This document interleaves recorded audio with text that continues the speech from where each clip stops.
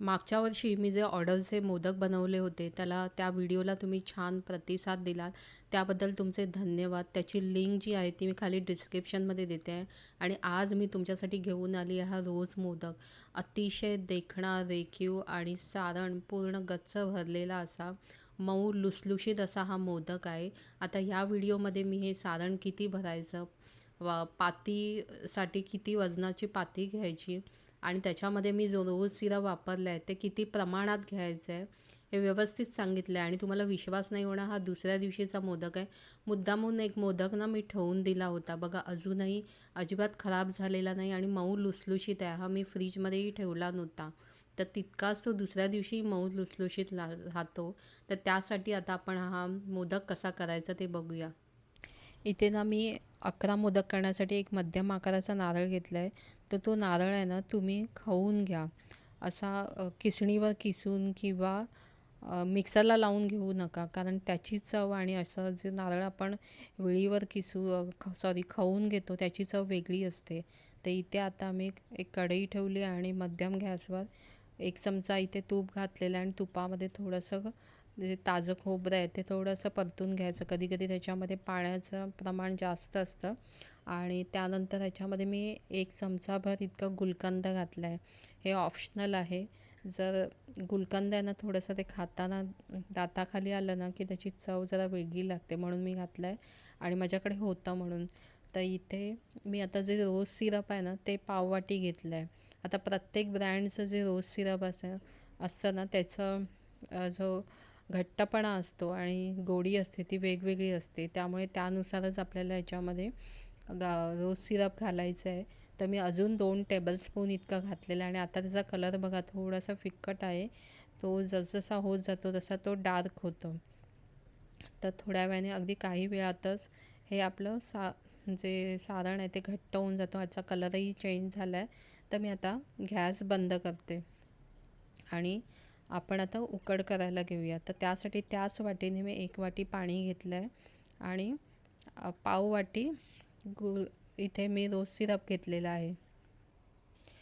आता ना हे थोडंसं मिक्स करून घ्यायचं चमच्याने, कारण ते रोज सिरप घट्ट असतं तर ते खालून लागू नये म्हणून.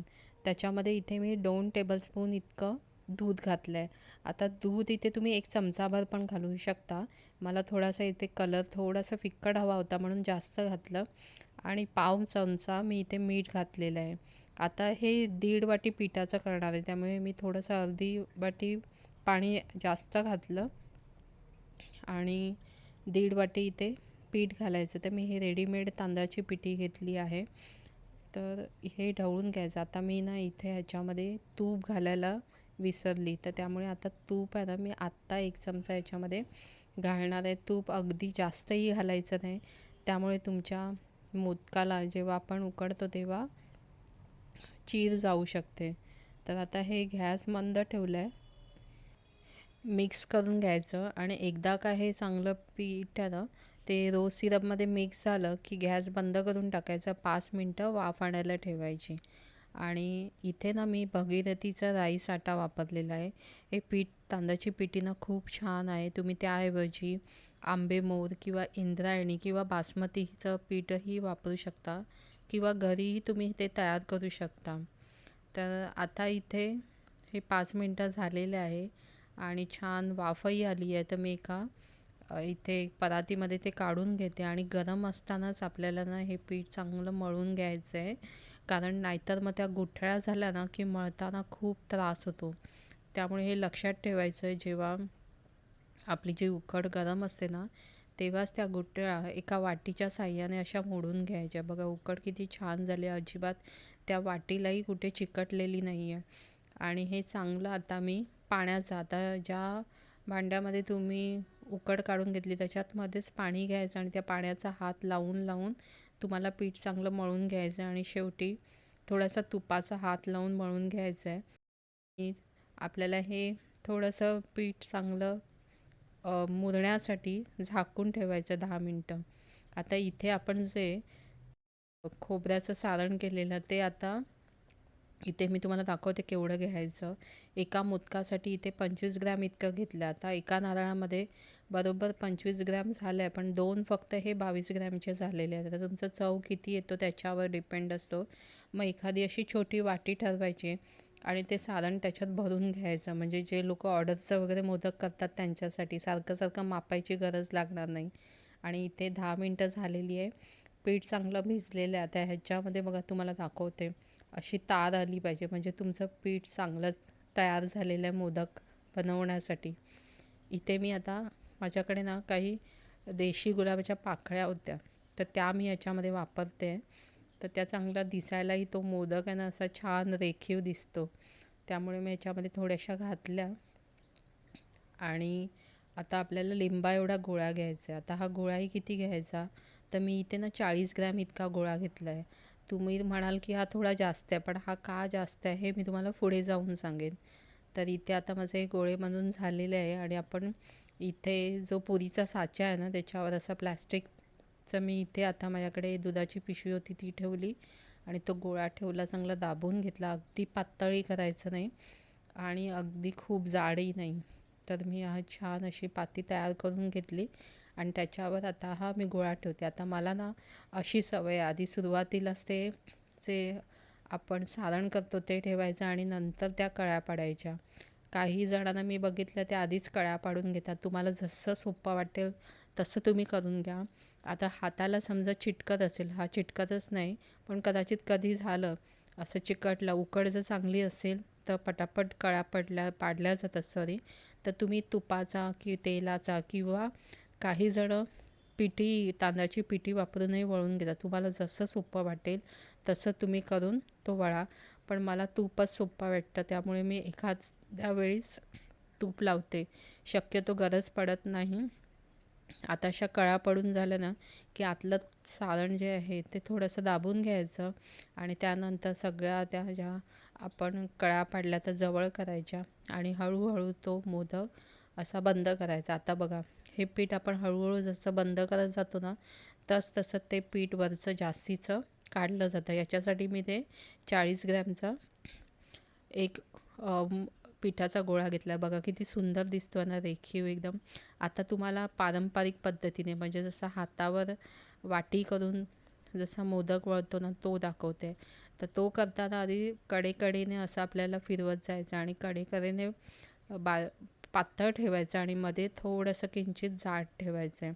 तर अशा प्रकारे आपल्याला ही वाटी दोन्ही अंगठ्या आणि च्या साहाय्याने करून घ्यायची आहे. बघा इथे आता छान अशी पातळ वाटी मी तयार करून ठेवली आणि थोडीशी मध्यभागी थोडीशी जाड आहे, कारण तो अशी ती वाटी राहिली पाहिजे. आता त्याच्यामध्ये मी सारण ठेवलेलं आहे आणि पुन्हा नेहमीप्रमाणेच आपल्याला अंगठा आणि जी मध्यमा असतात त्याच्याने दाबून घ्यायचं आहे आणि जी तर्जनी असते ती पुढे ठेवायची आहे. तर अशा प्रकारे पूर्ण मोदक वळून घ्यायचं आहे. आता तांदळाच्या पिठीबद्दल मगाशी तुम्हाला सांगायचं होतं. तुम्ही जे 3 तांदूळ समजा तुम्हाला तिन्ही तांदूळ शक्य नसेल तर कुठलाही एक तांदूळ तुम्ही वापरून त्याची पिठी घरीही तयार करू शकता. आता इथे हा मोदक आहे ना माझा वळून झालेला आहे. मध्ये मध्ये जर सारण मध्ये मध्ये वर येत असेल तर तर्जनीने थोडंसं दाबून घ्यायचं आहे आणि नंतर सर्व एकत्र करून पुन्हा आपल्याला जे जास्तीचं पीठ येतं ते काढून टाकायचं. याच्यासाठीच मी मगाशी तो थोडासा जो पिठाचा गोळा असतो तो जास्त घेतलेला, कारण मग मोदक वळताना ना खूप सोपं जातं. छान कळ्या पाडता येतात. तर इथे आपला असा सुबक मोदक आता तयार झाला. आता इथे काय झालं आहे, म्हणजे मी ज्या गुलाब पाकळ्या टाकलेल्या त्या थोड्या दिसत नाही आहेत. तर मी आता ना इथे थोडंसं किंवा तुम्ही न टाकता अशा वरूनही थोडंसं तूप लावायचं आणि त्या गुलाब पाकळ्यांना त्या चिटकून घेतल्या तरी चालेल. छान दिसतात त्या दिसायला.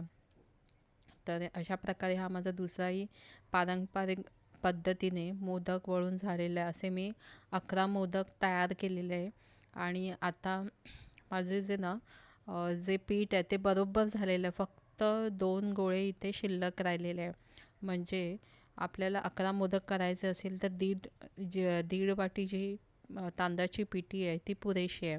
आता इथे मोदक आपल्याला वाफवण्यासाठी इथे मी चाळणी घेतली आणि त्याच्यावर हा इकोबेक पेपर टाकला आहे तर ह्याचं कारण असं की आपण तेल लावून कधी-कधी काय होतं मोदक ठेवला ना की तो चिकटला जातो आणि असा इको बेक पेपर किंवा तुमच्याकडे जर सुती ओला कपडा असेल तर तो ठेवायचा आणि त्याच्यावर मोदक ठेवा. अगदी सहज काढता येतो. आता इथे मी रोज मोदक करते म्हणून मी इथे हळदीचं पान किंवा केळीचं पान वापरलेलं नाही. तर गॅस मध्यम ठेवायचे आणि जवळजवळ 10 ते 12 मिनटं आपल्याला हे जे मोदक आहे ते वाफवून घ्यायचे. तर इथे ना आता 10 मिनटं झालेली आहेत आणि मोदक बघा दिसायलाच किती छान दिसतात आणि ते थोडेसे फुगल्यासारखे झाले आहेत वाफवल्यामुळे. तर आता हे आपण ना गॅस बंद करायचा आणि एका अशा स्टँडवर काढून घ्यायचं म्हणजे खालून वाफ निघून जाईल आणि मोदक चिकटणार. आता बघा किती मी सहज तो गरम असतानाच उचलला आहे. म्हणजे इको बेक पेपर टाकला ना की जे ऑर्डरचे मोदक घेतात ना त्यांनी तर नक्कीच टाका. कारण सहज पटापट उचलता येतात कारण त्यांना भरपूर मोदक करायचे असतात. मग अशा वेळी हा पेपर उपयोगी पडतो किंवा तुम्ही केळीचं किंवा हळदीचं पानही वापरू शकता. पण रोज मोदक होतं म्हणून मी इको बेक वापरला. तर तुम्ही असे हे छान ढेकळे रेखीव चविष्ट असे मोदक ह्या गणेश चतुर्थीला नक्की करून बघा आणि कसे वाटले ते मला केल्यानंतर कमेंट्स करून सांगा. आणि तुम्हाला अजून काही माहिती पाहिजे असेल या मोदकाविषयी तर मला नक्की कमेंट्स करून सांगा आणि माझ्या व्हिडिओला लाईक शेअर आणि सबस्क्राईब करायला विसरू नका.